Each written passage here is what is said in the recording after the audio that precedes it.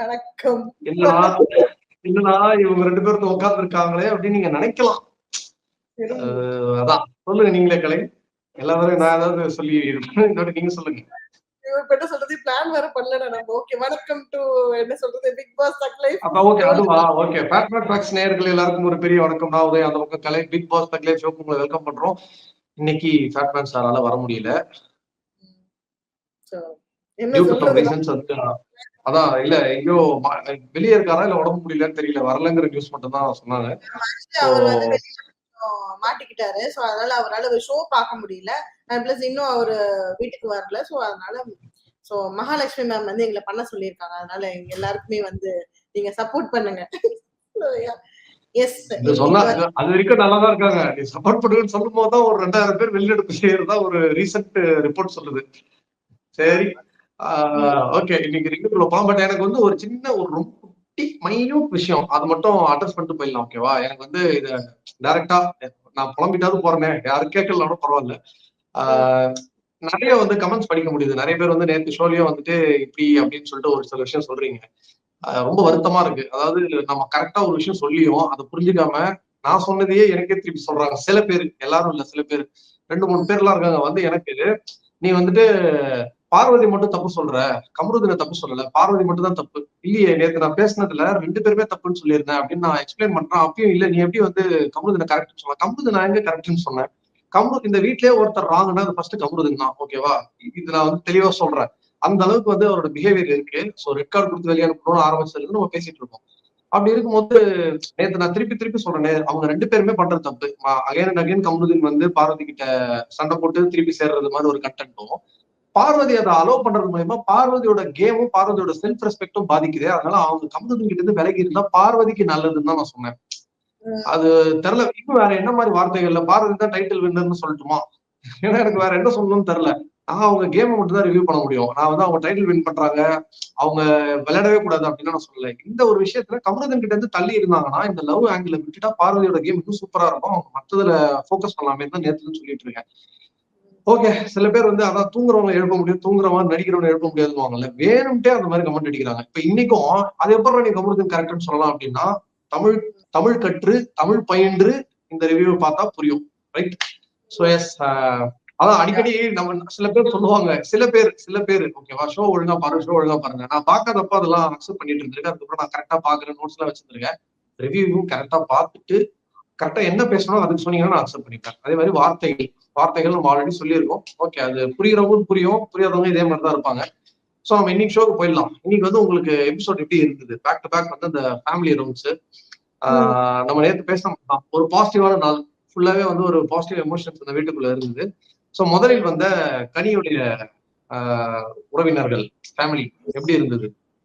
கண்டிப்பா ரொம்ப ஆக்சுவலி ரொம்ப நாள் கழிச்சு அவங்களே வந்து ரொம்ப ஃபர்ஸ்ட் டேல இருந்து இருந்தனால சாண்ட்ரா விட சோ கனிக்கு வந்து ரொம்ப ஃபர்ஸ்ட்ல இருந்தே இருந்தனால பயங்கரமான ஒரு எமோஷன் பில்டப்ல இருந்தாங்க.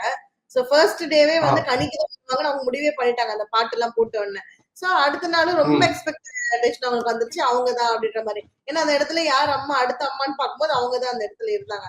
சோ ரொம்ப ஒரு உணர்ச்சி பூர்வமாக வந்து கனி மாறிட்டாங்க. அதே மாதிரி 2 பசங்க வந்தாங்க. அந்த கேம் வைக்கிறது ஆக்சுவலி நான் இப்ப வந்ததுனால அதை நான் சொல்லணும்னு நினைக்கிறேன். அந்த கேம் வந்து ஆக்சுவலி மலையாளம் பிக் பாஸ்லயே அது பண்ணிருக்காங்க.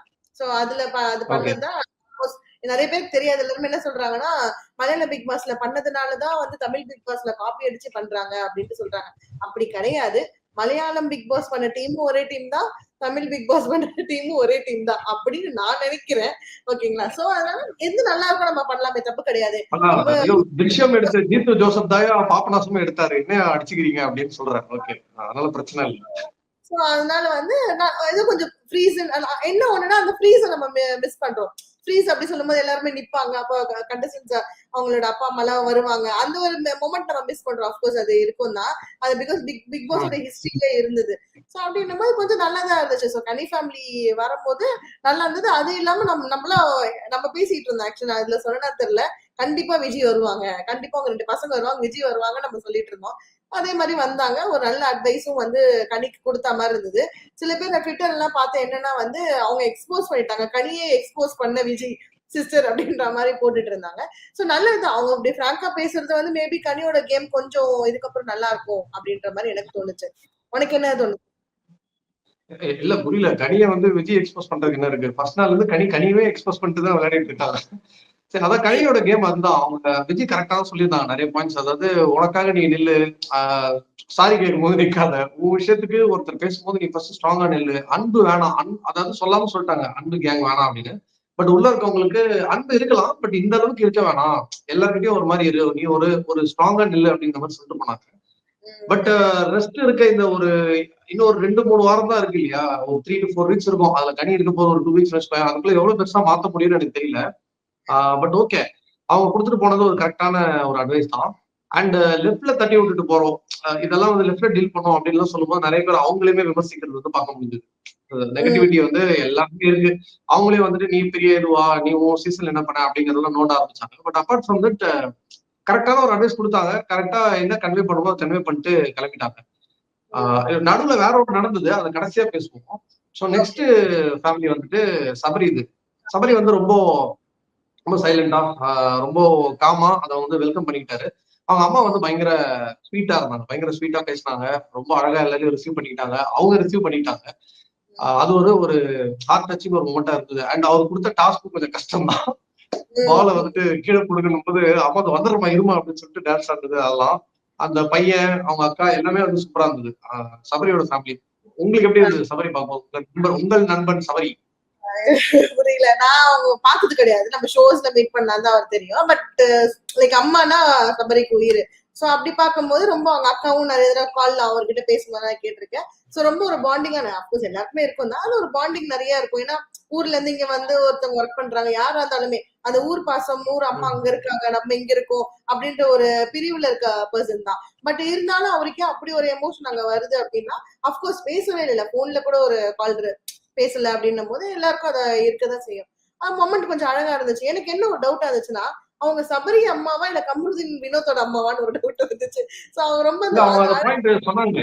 அவங்க அம்மாவே ம். சொன்னாங்க கமருதீன் கிட்ட, "நீ வந்துட்டு ஃபீல் பண்ணாதப்பா. உனக்கு அம்மா இருக்கேன்." எப்பயுமே அதெல்லாம் ரொம்ப ஹார்ட் வார்மிங்கா இருந்தது. இந்த இந்த வீடியோ எவ்வளவோ டாக்ஸிக் விஷயங்கள கடந்து வந்தாலும், எத்தனையோ சண்டைகள் வந்தாலும், இந்த ம். மாரி ஒரு மொமெண்ட்ட வந்து டேக் அவேவா எல்லா கண்டஸ்டன்ஸும் எடுத்துக்கலாம். சோ அது ரொம்ப பியூட்டிஃபுல்லா இருந்தது. அவங்க வந்துட்டு, "நான் ஒரு அம்மா இருக்கேன். நீ வெளிய வந்தா எப்ப வேணா எங்க வீட்டுக்கு வரலாம்." அப்படின்னு சொன்னதெல்லாம் ரொம்ப சூப்பரா, ஸ்வீட்டா ஆமா. சொல்லியிருந்தாங்க. ரொம்ப ஒரு ஜென்யூனான பீப்பிள்ஸ்ன்னு சொல்லுவாங்க இல்லையா? அந்த ஒரு நம்ம அதான் சொல்லுவாங்க. நம்மளோட ஜெனரேஷன் முன்னாடி நம்ம அம்மாக்கள் எல்லாருமே ஒரு இன்னோசென்ட்டான ஒரு பீப்பிளா இருப்பாங்க.